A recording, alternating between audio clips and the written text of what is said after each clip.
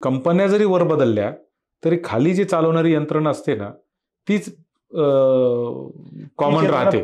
दुसरा भाग असा आहे की पेपर फोडतं म्हणजे कोण फोडतं? आपल्यातलंच कोणीतरी फोडतं. बरोबर. हे उद्योग करतं, कॉप्या करतं, पास होण्यासाठी जीव घेणी स्पर्धा तयार झालेली, हे कोण करतं? आपल्यातलंच कोणीतरी करतं. मुलांची चूक नाही त्याच्यात, ते मुलं फ्रस्ट्रेशनमध्ये ते करतायत. आणि ते फ्रस्ट्रेशन याचं आहे की एक जागा 50,000 मुलं, त्या मुलाला असं वाटतं की ही जागा जर आत्ता मला नाही मिळाली तर मला जिंदगीत ही जागा मिळू शकत नाही. कॉन्ट्रॅक्ट का द्यायचे कोणत्या क्लासेसवाल्याला किंवा कशासाठी द्यायचे? बरोबर. तुमच्याकडे शासकीय यंत्रणा आहे, तुमच्याकडे एवढ्या मोठ्या मोठ्या यशवंतराव चव्हाण प्रतिष्ठा, आपल्या प्रबोधिनी सारख्या, यशदास सारख्या संस्था आहेत, तुम्ही द्या ना त्यांना काम. बरोबर. तुम्ही उद्या अधिकारी झाल्यावर ट्रेनिंग देणारच आहात ना, ते अधिकारी होण्याच्या आधी ट्रेनिंग द्या. पैशाची कमी या देशामध्ये नाहीये. या देशामध्ये सगळ्यात मोठी जी कमी आहे ती राजकीय इच्छाशक्तीची कमी आहे. एक मुलगा जर चुकीच्या पद्धतीने जर आतमध्ये आला, एक कर्मचारी सरकारी, तर त्याचा 5 ते 7 कोटी रुपयाचा भुर्दंड सरकारला पडत असतो. मला असं वाटतं की याच्यात कायदा कडक असला पाहिजे, कठोर कायदा असला पाहिजे. आणि मग ते MPC मार्फत घ्या किंवा अजून कोणत्या यंत्रणेमार्फत घ्या, याच्यात चूक सापडली की त्याच्यामध्ये त्याच्यावर कायदेशीर अशी कारवाई झाली पाहिजे की परत ती चूक कोणी करता कामा नये. कोणत्या कंपनीची हिंमत आहे, टाटा असो नाही तर कोणी असो, कोणी हिंमत करणार नाही.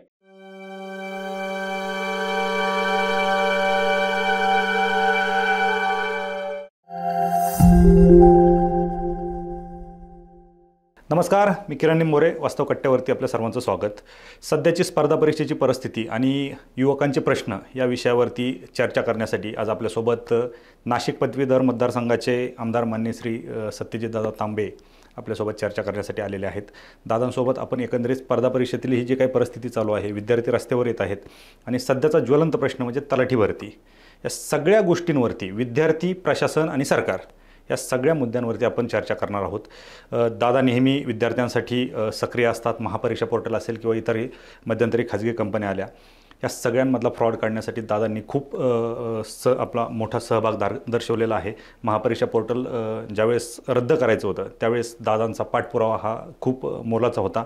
जेवढ्या मीटिंग झाल्या त्या मीटिंगला दादा असायचे. दादा, आपलं वास्तव कट्ट्यावरती स्वागत.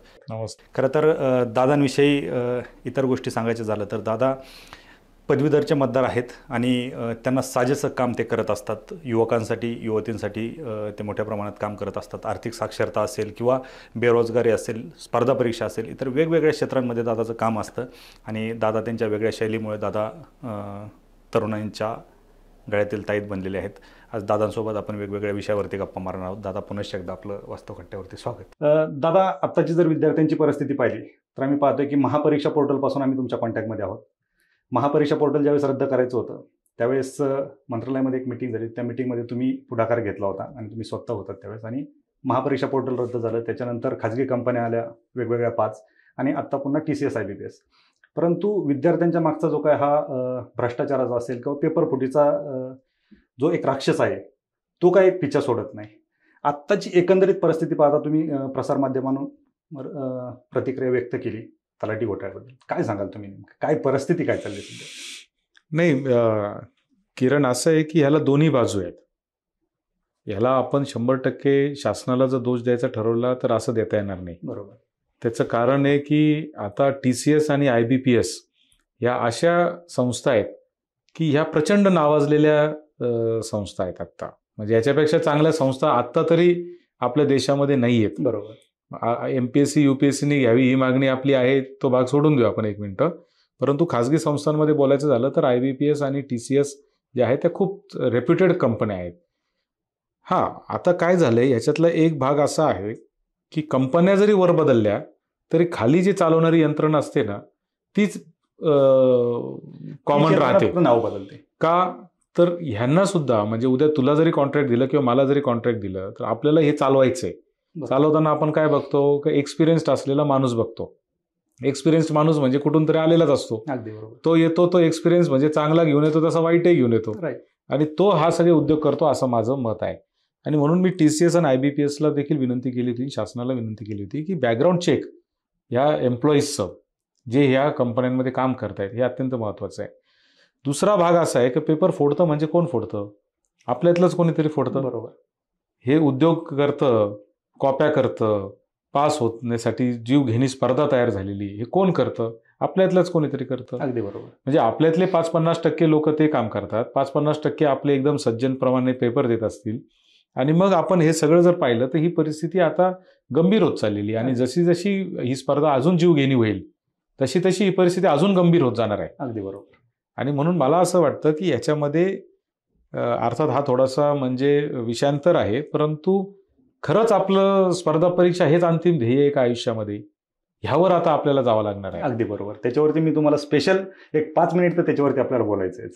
आता एकंदरीत हे वातावरण चालू आहे आणि याच्यामध्ये राज्याचे उपमुख्यमंत्री गृहमंत्री आदरणीय देवेंद्र फडणवीस साहेब असतील, ते काय म्हटले की तुम्ही पुरावे द्या, आम्ही परीक्षा रद्द करतो. परीक्षा रद्द करणं हा अंतिम त्याच्यावरचं सोल्युशन नाही.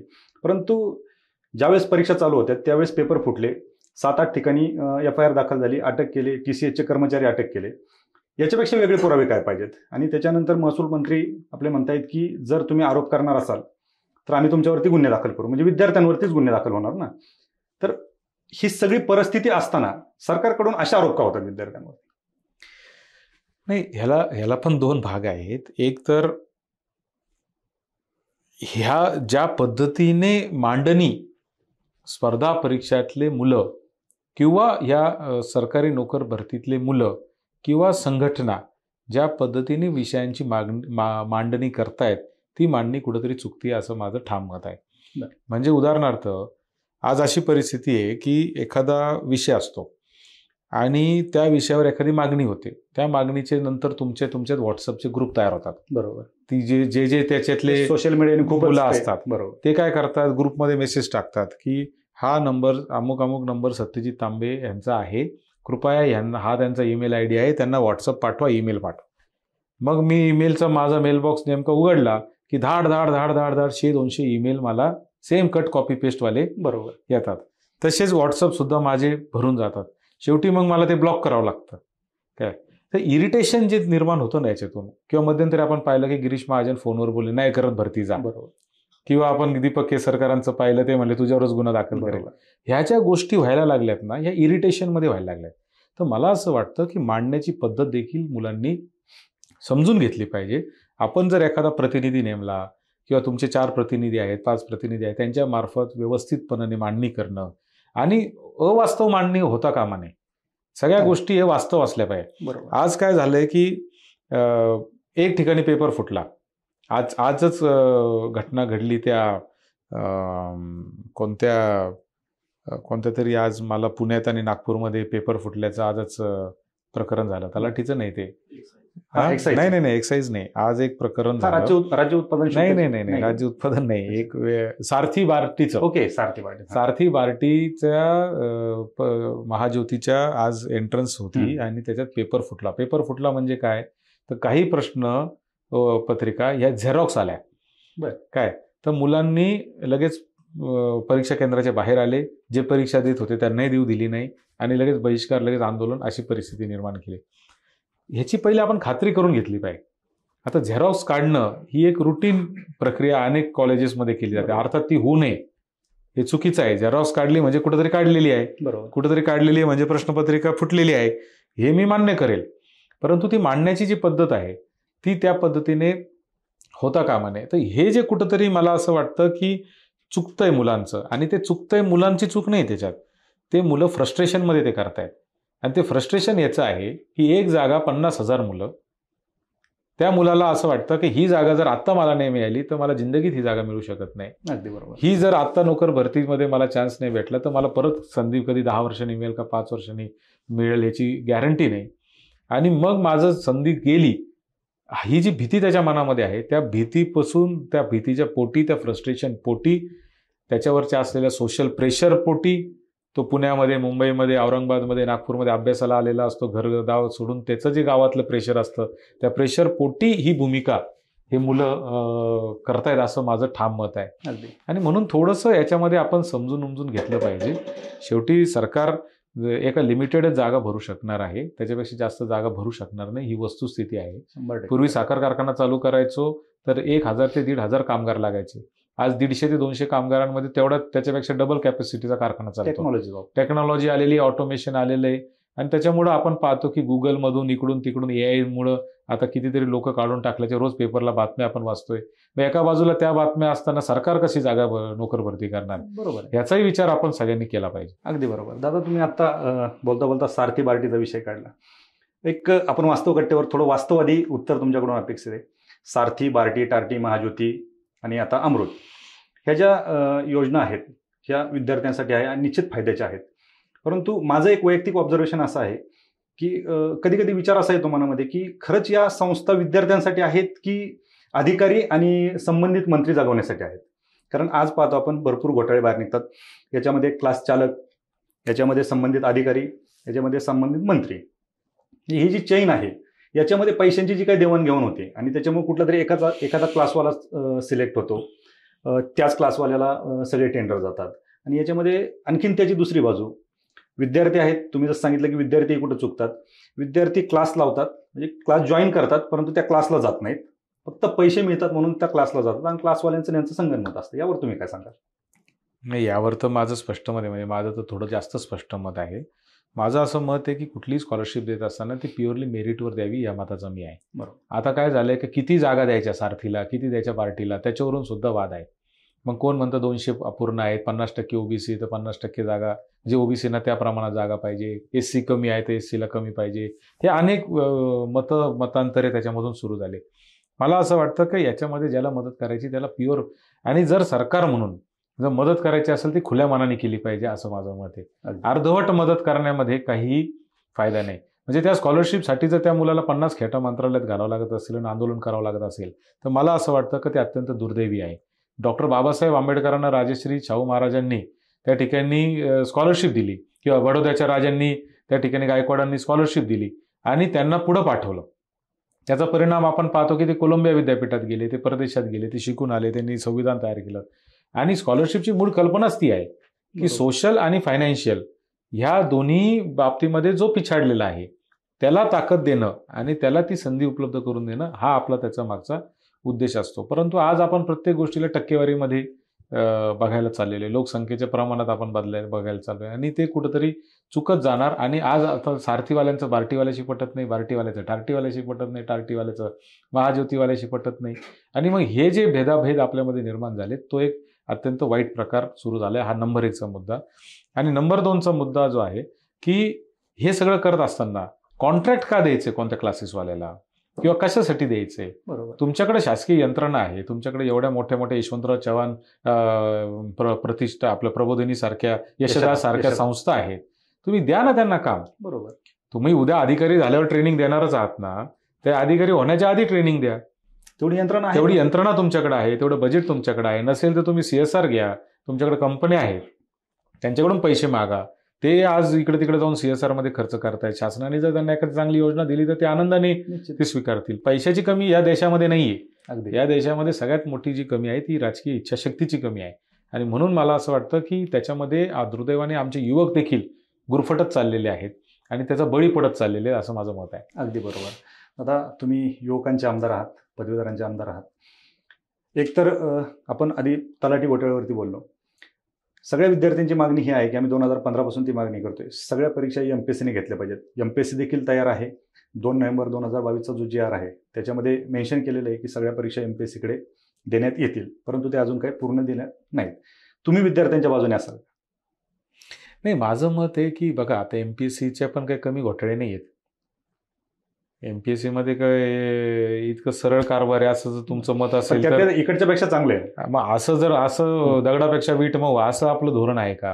नाही. तर मला असं वाटतं की आपण त्याच्यामध्ये एक धोरण असं ठेवलं पाहिजे की पारदर्शकता त्याच्यामध्ये असली पाहिजे, कठोर कारवाई त्याच्यामध्ये झाली पाहिजे. एक मुलगा जर चुकीच्या पद्धतीने जर आतमध्ये आला, एक कर्मचारी सरकारी, तर त्याचा 5 ते 7 कोटी रुपयाचा भूर्दंड सरकारला पडत असतो. म्हणजे एखादा व्यक्ती जर त्याच्यात 2-5 लाख 10 लाख घेऊन जर नोकरी लावत असेल तर तो शासनाचं 5 ते 7-8 कोटी रुपयेपर्यंतचं नुकसान करत असतो. म्हणजे इतकं मोठं नुकसान आहे. आणि त्याचबरोबर 10 वेगळ्या लोकांची ज्यांचा त्याच्यावर अधिकार आहे त्या जागेवर, त्यांना तो मिळत नसतो. त्याच्यामुळे मला असं वाटतं की याच्यात कायदा कडक असला पाहिजे, कठोर कायदा असला पाहिजे. आणि मग ते MPSC मार्फत घ्या किंवा अजून कोणत्या यंत्रणेमार्फत घ्या, बरोबर. याच्यात चूक सापडली की त्याच्यामध्ये त्याच्यावर कायदेशीर अशी कारवाई झाली पाहिजे की परत ती चूक कोणी करता कामा नये. तुम्ही जर कंपन्यांना कॉन्ट्रॅक्ट देता तर त्यांच्याकडून एक 5-50-100 कोटीची परफॉर्मन्स गॅरंटी घ्या की बाबा 100 कोटी रुपये परफॉर्मन्स गॅरंटी, एक जरी पेपर फुटला 100 कोटी तुझे जप्त होऊन जातील. कोणत्या कंपनीची हिंमत आहे? टाटा असो नाही तर कोणी असो, कोणी हिंमत करणार नाही. बरोबर. त्यामुळं अर्थात त्या कंपन्या करतात असं माझं मत नाही, त्यांच्या खालचे करत असतील, पण ते त्या निदान बॅकग्राऊंड चेक तरी करतील. अगदी बरोबर. नाही, निश्चितच, कारण याच्यामध्ये पण राजकीय इच्छाशक्ती असणं खूप गरजेचं आहे. दादा, लाखो विद्यार्थी स्पर्धा परीक्षेची तयार करतात, तुम्ही युवकांचं प्रतिनिधित्व करताय. स्पर्धा परीक्षा म्हटलं की ग्रामीण भागातले हजारो विद्यार्थी, लाखो विद्यार्थी पुण्यासारख्या ठिकाणी येतात, तुम्ही पाहताय ते, आणि एखादं आंदोलन झालं तर हजारोच्या संख्येने रस्त्यावर उतरतात. काय सांगाल तुम्ही, या क्षेत्रामध्ये विद्यार्थी युवक येत आहेत, आपण एका बाजूला म्हणतो की राजकारण खूप गचाळ आहे, युवक राजकारणाकडे जात नाहीत, एका बाजूने तुम्ही युवा आमदार जे आहात ते खूप चांगल्या पद्धतीने काम करताय, आणि आत्ता सध्या जो 12th फेल हा मूव्ही, एकंदरीत ह्या सगळ्यातून तुम्ही काय सांगाल विद्यार्थ्यांना की स्पर्धा परीक्षा क्षेत्र हे मायाजाळ म्हटलं जातं, याच्यात एकदा विद्यार्थी आला तर 10-10, 12-12 वर्ष अभ्यास करणारा विद्यार्थी बाहेर पडायला कोणी तयार नाही. काय सांगाल तुम्ही? आता काय माहिती का, हे खूप विशेष सर्कल आहे आणि याचे फार वेगवेगळे पैलू आहेत. एक, सरकारीच नोकरी का पाहिजे, तर त्याचे अनेक अँगल आहेत. एक आहे ती शाश्वत आहे, दुसरा आहे त्याला प्रतिष्ठा आहे, तिसरा आहे त्याच्यामध्ये पैसा आहे, चौथं दुसरं काही कारण नाही. म्हणजे माझ्या ह्याच्यानुसार एक की त्याच्यात शाश्वती आहे, बरोबर, 2 त्याच्यात प्रतिष्ठा आहे, 3 त्याच्यामध्ये पैसा आहे. बरोबर. ह्यातला प्रतिष्ठा आणि पैसा ह्या 2 गोष्टी अशा आहेत की ह्या अतिशय चुकीच्या मार्गाने सरकारी नोकरीला मिळालेल्या आहेत, ह्या अतिशय चुकीच्या मार्गाने मिळालेल्या आहेत. शाश्वती मी समजू शकतो की खाजगी नोकरीमध्ये परफॉर्मन्स असतो. आज जर मी तुम्हाला सांगितलं एखाद्या मुलाला की HDFC बँकमध्ये तुला 25,000 रुपयाची नोकरी आहे, तो आनंदाने जातो आणि 8 दिवसात परत येतो, आणि त्याच्यात जर त्याला मंथ एंड जर सापडला तर मग तो रडायला माणूस नसतो, कारण 30 आणि 31 तारखेला त्याला रात्री 11 पर्यंत ते कंपनी बँकेवाले बसून ठेवतात. बरोबर. जोपर्यंत टार्गेट पूर्ण होत नाही तोपर्यंत सोडत नाही. अनेक मुलं माझ्याकडे येतात आणि रडतात, परंतु त्यांना ती सवय नाही आहे. आणि म्हणून आज काय झालं की सरकारी काम म्हणजे जरा रिलॅक्स आहे, काही टेन्शन नाही, कसंही गेलं कधी आलं तर फार काय हे नाही, आणि खूप जास्त कायद्याने त्याला संरक्षण केलेलं आहे, म्हणून ती शाश्वती त्याच्यामध्ये आलेली आहे. प्रतिष्ठेच्या बाबतीमध्ये देखील तीच परिस्थिती आहे की आपल्याला गावामध्ये प्रतिष्ठा मिळते. बरोबर. बाबा हा पोलीस झाला, हा तहसीलदार झाला, हा अमुक झाला तमुक झाला, मग तो ITत गाडी घेऊन येतो, मग त्याचा तो रुबाब हा फक्त भारतात आहे. बरोबर. परदेशामध्ये तुमच्या शेजारून आमदार खासदार चालला असेल तरी कुत्रं सुद्धा त्याच्याकडे पाहत नाही. काय आपल्याकडं राजकारणातही तेच आहे, सरपंच व्हायचंय कशाला, प्रतिष्ठेसाठी व्हायचंय आणि पैशासाठी व्हायचंय, तिथं शाश्वती नाही आहे, एवढाच एक भाग आहे, बाकी दोन्ही गोष्टीसाठीच व्हायचं आहे. तेव्हा राजकारण असेल, समाजकारण असेल किंवा नोकरी, सरकारी नोकरी असेल, या विशेष सर्कलमध्ये हे आपण एक फार मोठ्या प्रमाणावर मुलं अडकत चाललेले आहेत. तर माझी एवढीच म्हणणं आहे की प्रतिष्ठा, पैसा आणि शाश्वती तिन्ही गोष्टी तुम्हाला खाजगी नोकरीत सुद्धा मिळू शकतात. अगदी बरोबर. पण तुम्हाला त्यासाठी काहीतरी स्किल असावं लागेल, तुम्हाला त्याच्यासाठी कष्ट करावं लागतील, तुम्हाला त्यासाठी मेहनत करावं लागेल. आज माझ्याकडे असे उदाहरणं आहेत, मी तुम्हाला सांगतो, सुनील रोहकलेंचं एक उदाहरण आहे, आमच्या जिल्ह्यातले पारनेर तालुक्यातल्या अतिशय साध्या शाळेमध्ये, जिल्हा परिषद शाळेत शिकलेला एक मुलगा, तो बँकिंगमध्ये नोकरीला लागला. करता करता करता तो देशाच्या ICICI हाऊसिंगचा हेड झाला. ICICI हाऊसिंगचा देशाचा हेड झाला. त्याच्यानंतर आज असे एकही बिल्डर नाही आहे काश्मीरपासून कन्याकुमारीपर्यंत की ज्याला सुनील रोहकले माहीत नाही. प्रतिष्ठा मिळाली त्याला, चांगल्यातला चांगला टॉपचा बिल्डर लोडापासून कोणी घ्या, ते सुनील रोहकलेच्या मोबाईलवर असतात. त्याला प्रतिष्ठा मिळाली, त्याची शाश्वती मिळाली, कारण त्यांनी त्याच्यामध्ये परफॉर्मन्स केला. आणि त्यांनी काय केलं की ह्या फायनान्शियल मार्केटमध्ये तो ज्या पद्धतीचं त्यांनी ऑथॉरिटी निर्माण केली.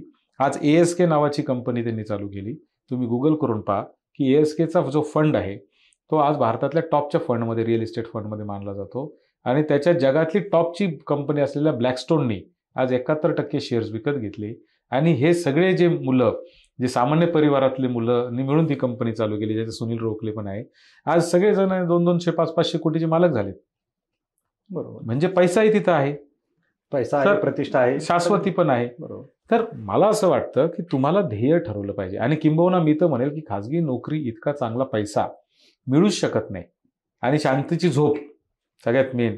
अनेक IAS ऑफिसर मी पाहतो किंवा IPS ऑफिसर पाहतो की VRS घेतात आणि खाजगी जॉबमध्ये जातात ते म्हणतात की बाबा तिथं पैसे चांगले मिळतात, पॅकेज चांगलं मिळतं, शाश्वत असतं, आणि सरकारी नोकरीपेक्षा खाजगी नोकरीमध्ये तुम्ही केलेल्या कामाचं मूल्यमापन चांगल्या पद्धतीने होतं आणि त्याचं ॲप्रिसिएशन पण चांगल्या पद्धतीने होतं. अगदी बरोबर. परंतु आत्ता जो काय स्पर्धा परीक्षेचा वर्ग आहे यांना या गोष्टी पटत नाहीत. नाही, कारण काय झालंय, मी तुम्हाला सांगितलं, ह्या विशेष सर्कलमध्ये आपण अडकलेले आहे. आता 12th फेल हा जो पिक्चर आहे हा पण सामाजिक पिक्चर आहे. बरोबर. काय, ह्या सामाजिक पिक्चर आहे. त्या परिवाराची ती परिस्थिती आहे. त्या परिवाराच्या परिस्थितीत त्याची आजी त्याला सांगते की नाही, तुला बाकीचं मला माहित नाही, तुला हे करावंच लागेल, त्याच्याशिवाय तू वर्दी घातल्याशिवाय घरात यायचंच नाही. आणि ती आजी जाते आणि तो मुलगा मग बाहेर पडतो. तो किती वेळा त्याला सोडून द्यावं असं वाटतं, परंतु त्याच्या घरातला सामाजिक जो त्याचं चित्र आहे, त्याच्या वडील केस लढतायत, त्याच्या वडिलांवर जी वेळ आलेली आहे नोकरी जाण्याची, ती सस्पेंडेड आहेत, ही सगळी परिस्थिती त्याला बॅकआउट होऊ देत नाही त्या शर्यतीमधून, आणि तो पुढे जात राहतो. त्याच्या नशिबाने, त्याच्या सुदैवाने तो कष्ट करतो, त्याचं मोटिवेशन तसंच राहतं, तो फ्रस्ट्रेट होत नाही, तो स्ट्रॉंग हेडेड असतो आणि म्हणून तो टिकतो. अगदी बरोबर. त्याच्याच जागी जर एखादा कच्च्या मनाचा असेल तर तो कधीच त्याच्यातून, त्या स्पर्धेतून बाहेर पडला असता.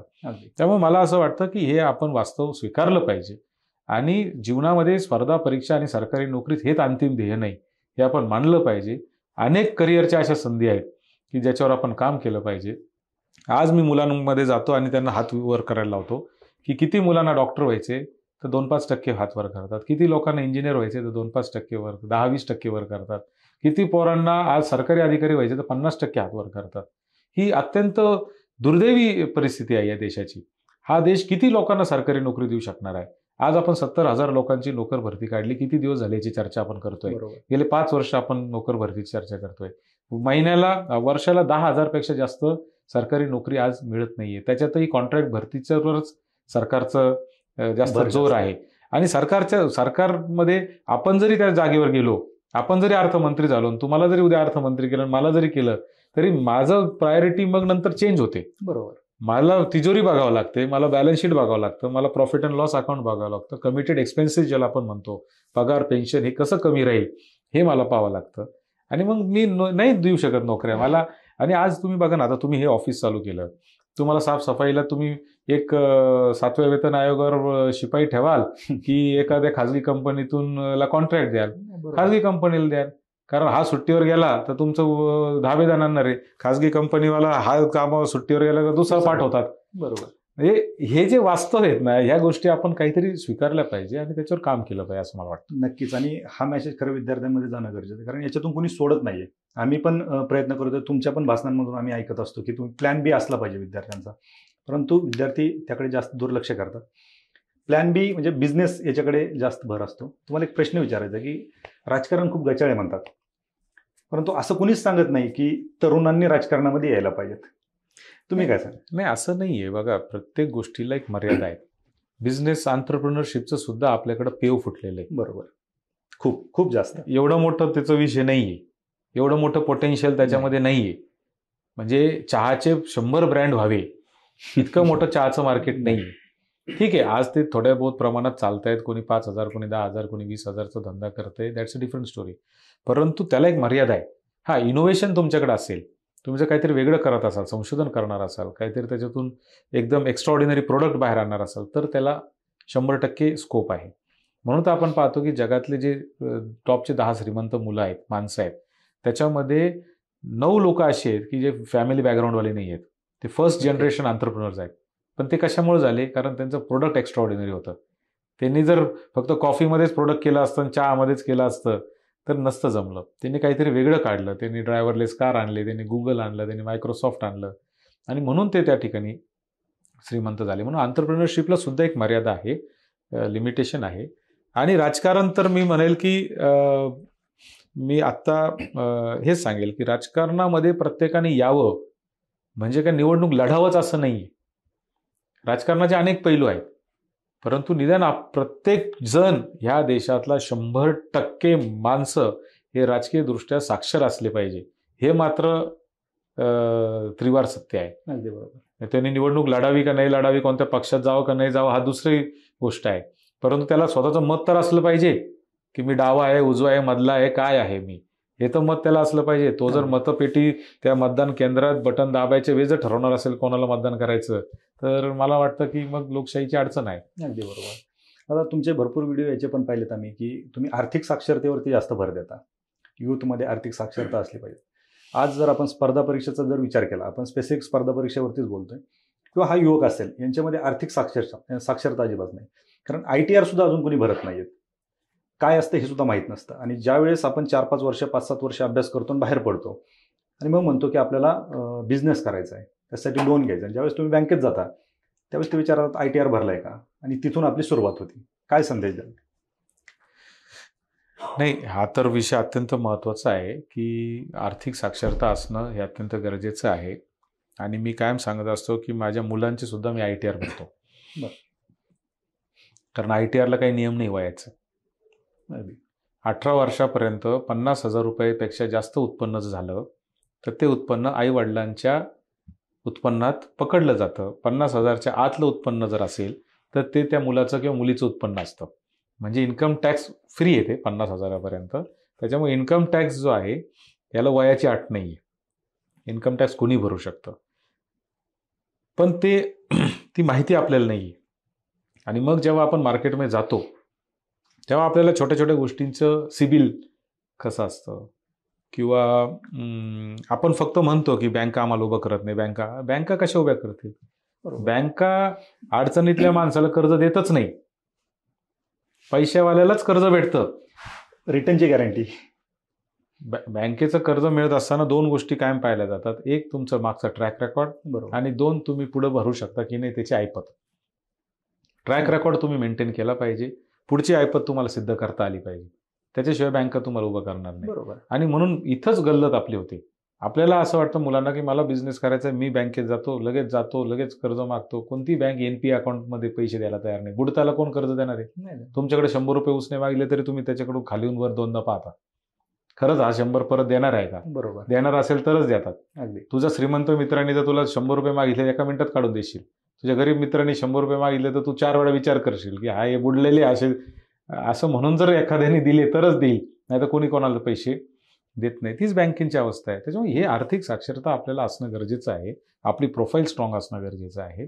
आपण उत्पन्न भले आपलं कमी असेल, परंतु जे आहे त्याच्यामध्ये नियमितता असली पाहिजे, व्यवस्थितपणा असला पाहिजे, आणि त्याच्यामध्ये सगळे नियम कानून जे समजून घेऊन आपण त्याचं पालन जर केलं तर आपली फाईल स्ट्रॉंग होते.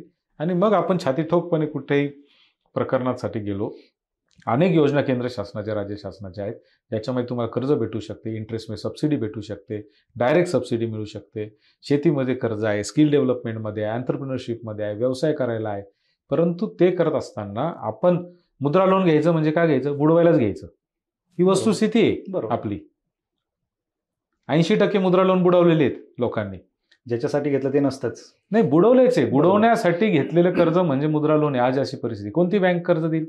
आज केंद्र शासनाने त्यांना दट्टा मारलेला आहे की बाबा काही झालं तरी तुम्हाला इतके कोटी रुपये मुद्रा लोन वाटलं पाहिजे, म्हणून ते बळच वाटतात. बरोबर. परंतु मनापासून नाही वाटत ते. कारण लोक पैसेच भरत नाहीत, मुलं पैसेच भरत नाही, मुली पैसेच भरत नाहीत. तुम्ही जसं सांगितलं बुडवण्यासाठीच ते लोन, बुडवण्यासाठी वापरता. मग असं जर तुमचं जर मानसिकता असेल तर तुम्हाला कोणीच मदत करू शकत नाही. अगदी बरोबर. आता मुलाखतीच्या शेवटी आज आपण पाहतो की महाराष्ट्रभर तरुणांचा रोष आहे. विद्यार्थी रस्त्यावर उतरतात. जर अशी परिस्थिती असेल, सरकार जर विद्यार्थ्यांच्या बाजूने नसेल, पेपर फुटतायत, ठीक आहे, आता त्याला 2 बाजू आहेत, परंतु जर विद्यार्थ्यांनी तुम्हाला हाक दिले तर तुम्ही विद्यार्थ्यांच्या बाजूने उभे राहणार का? नाही, मी विद्यार्थ्यांच्या बाजूने उभा राहील, परंतु मी एवढंच सांगेल की विद्यार्थ्यांकडं वोट बँक म्हणून पाहून त्यांच्या कुठल्याही अवास्तव मागणीच्या पाठीशी उभं राहणं हे मला जमणार नाही. अगदी बरोबर. मी त्याची शहानिशा करेल, चांगलं वाईटचा विचार करेल, जे वास्तव आहे त्याच्यासाठी मी शेवटपर्यंत भांडेल, ते पदरात पाडून घेईल. परंतु ज्या अवास्तव मागण्या आहेत, अव्यवहारी मागण्या आहेत, त्या आपण समजून घेतल्या पाहिजे आणि त्याच्यामध्ये आपण विचारपूर्वकच त्याच्यामध्ये उतरलं पाहिजे. मी अविचारी पद्धतीने कुठल्याही, म्हणजे विद्यार्थी स्पर्धा परीक्षा हे सोडून द्या, परंतु माझ्याकडे अनेक संघटना येतात, अनेक लोक येतात, वेगवेगळे लोक येतात, मागण्या करतात. मी विचार करतो की बाबा काय तुम्हाला, जर आता काही लोक माझ्याकडे असे येतात की आम्ही 10 वर्ष झाले मानधनावर काम करतोय, आम्हाला आता तुम्ही सरकारी नोकरी द्या. अरे बाबा, तुला ज्यावेळेस ऑर्डर दिली तेव्हा त्याच्यावर स्पष्ट लिहिलेलं आहे का तुला मानधनावर दिलेली आहे. बरोबर. तर तू 10 वर्ष कर किंवा 20 वर्ष कर, तुला सरकारने का घ्यावं? ती काय सरकारी नोकरी आहे? ती मानधनावर दिलेली नोकरी आहे. तू सरकारसाठी काम करतो ही वेगळी गोष्ट आहे. बरोबर. परंतु ती मानधनावर घेतलेली गोष्ट आहे. त्याच्यासाठी का भांडावं आपण? किंवा ह्या ज्या अवास्तव मागण्या आहेत त्याच्यामध्ये आपण लक्ष दिलं पाहिजे. आपण ह्याचा विचारपूर्वक काम केलं पाहिजे. हां, जिथं अन्याय होतोय, जिथं आपल्याला समजतंय की हे अन्याय आहे, जसं आपण पाहिलं की सिलेबस बदलण्याच्या बाबतीमध्ये अचानक सिलेबस बदलला जातो. बरोबर. ते अन्यायग्रस्त गोष्ट होती. त्याला एक बफर टाइम द्यायला गरजेचं होतं. त्या मागणीसाठी मी तिथं विद्यार्थ्यांसोबत उभा होतो. एखादी परीक्षा अचानक परीक्षा केंद्र बदललं, अचानक परीक्षा रद्द केली, अचानक परीक्षा ठेवली, असे जर काही अवास्तव गोष्टी जर सरकार करत असेल तर त्याच्या विरुद्ध आपण 100% भांडणार. परंतु आपणही त्याचं चांगलं बरोबर, वाईट बरोबर हे समजून घेतलं पाहिजे. असेही राजकीय नेते आहेत की येतील, भडकवतील, तुम्हाला पेटून देतील, ते गायब होतील, तुम्ही मात्र तिथेच आहात, ते मात्र जिथं जायचं तिथे जातील.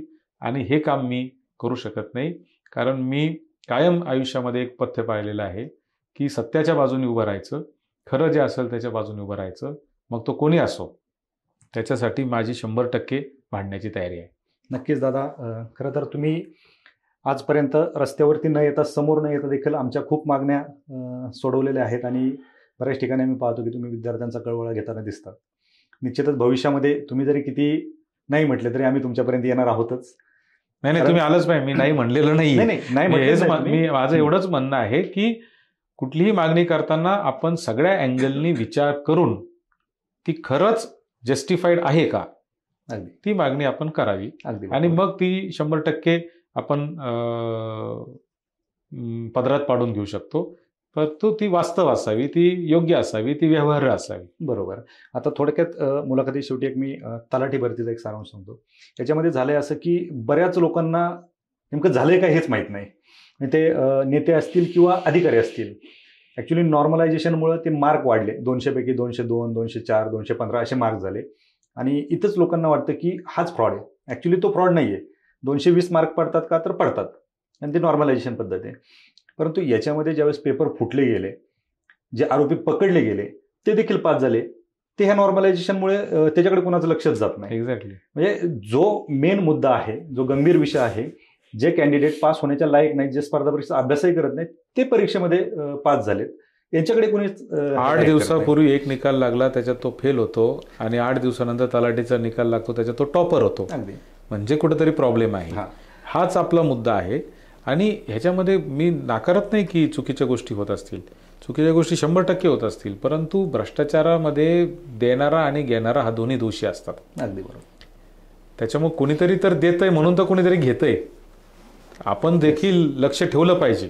आपल्या हक्काची जागा जर कोणी घेत असेल आणि आपल्याला जर सापडलं काय, तर आपण त्याचा बंदोबस्त आपण केला पाहिजे. नक्कीच. आपण जर फक्त सरकारच्या भरोश्यावर राहणार असू की सरकारने रद्द करावी, सरकारने कठोर करावी, कायदे करावे, असं नाही आहे ना. अँटी करप्शन ब्युरो आहे, अमुक गोष्टी आहेत, अमुक गोष्टी आहे, आपण त्याचा वापर केला पाहिजे आणि आपण सुद्धा भांडलं पाहिजे. आपली लढाई आपण लढली पाहिजे. अगदी, असं माझं मत आहे. अगदी बरोबर.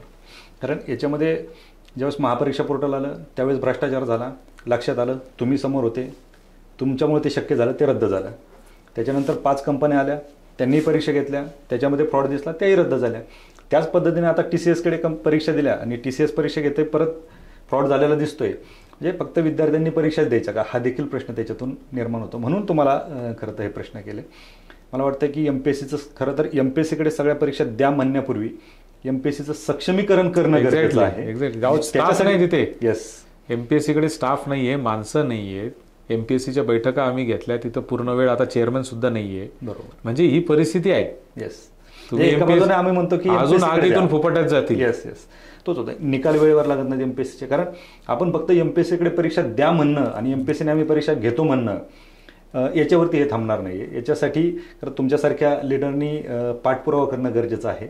आणि परीक्षा द्या म्हणणं आमचं काम आहे, परंतु त्याचं सक्षमीकरण करण्यासाठी भाग पाडणं हे तुमचं काम आहे.